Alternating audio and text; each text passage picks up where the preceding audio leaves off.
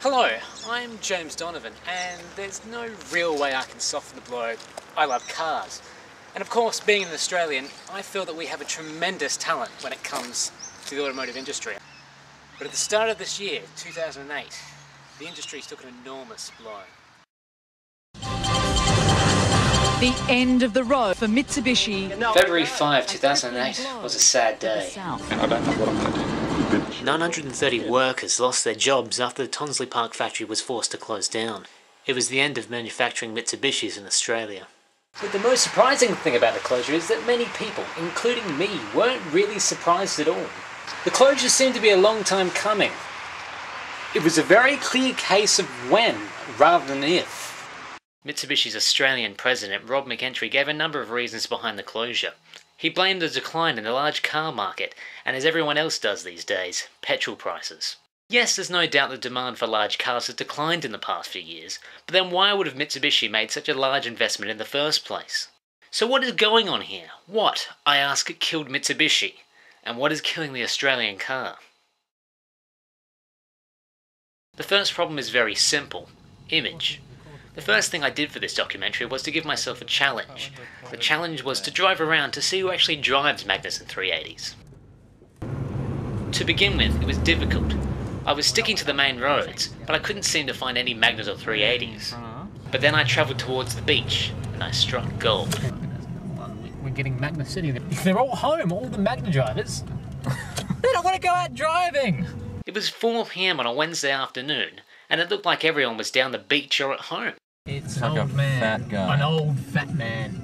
I don't know if it was the time of day or if it was just a freak occurrence, but every Magna or 380 I saw was being driven by an older person. Fat woman. It's pretty clear what kind of people bought Magnas and 380s, and it's not hard to see why. The 380 and the Magna had about as much sporting credentials as an old age pensioner. Because it was front-wheel drive, they couldn't give it lots of power, so the whole range was stuck with one engine with one power output of 175 kilowatts. You can't compete with cars like the Commodore and Falcon with one power output, especially when they're selling versions like this, the Holden Monaro. Essentially, it is the Commodore SS's handsome cousin. Because it's so strongly related to the Commodore, it packs just as much punch. 225 kilowatts going straight to the rear wheels. It's fast. Scarily fast. When I drove it, I didn't even have my foot completely down, and it was enough to scare the living daylights out of me. I mean, this car can go 0 to 100 kilometers in under 6 seconds. Any old person would go into cardiac arrest even at the thought of 0 to 100 in under 6 seconds.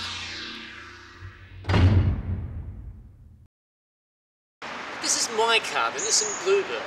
Like the Magna and 380, it was built here in Australia. But in 1992, Nissan was forced to close down because they were in massive financial troubles. Does anyone else have a feeling of deja vu? Now, make no mistake, while I love this car, even I will admit that it's slow. The 3-speed automatic is rubbish. It's got a torque curve like a brick wall. And to top it all off, it's styled like a brick. Cars like the Bluebird, while they weren't exactly catastrophic, were simply nothing special, so they weren't competitive. This is exactly what was wrong with the Magna and the 380. When the Magna came along in 1985, it was a medium-sized car that was economical, yet powerful, and it offered more space than most of the large cars of the day. But then newer versions got bigger, heavier. A V6 option was introduced and the 4-cylinder was dropped altogether. What had started as a smart alternative to the big sixes was now trying to compete with the big boys. And it failed spectacularly.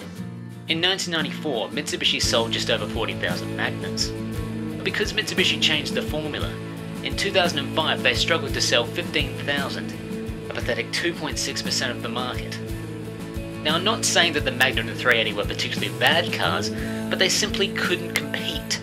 Anyone who wanted a large family car didn't really want a Magna or a 380. It was as simple as that.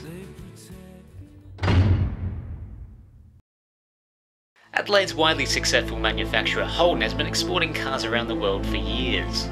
In the past, Mitsubishi exported the Magna to many markets, including Japan and the USA. In 2003, Mitsubishi lost the USA as an export market. Exports dropped, along with local sales, and Mitsubishi couldn't keep production at a profitable level.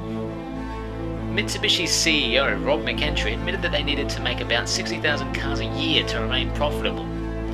Clearly, without exports, Mitsubishi had no chances of survival.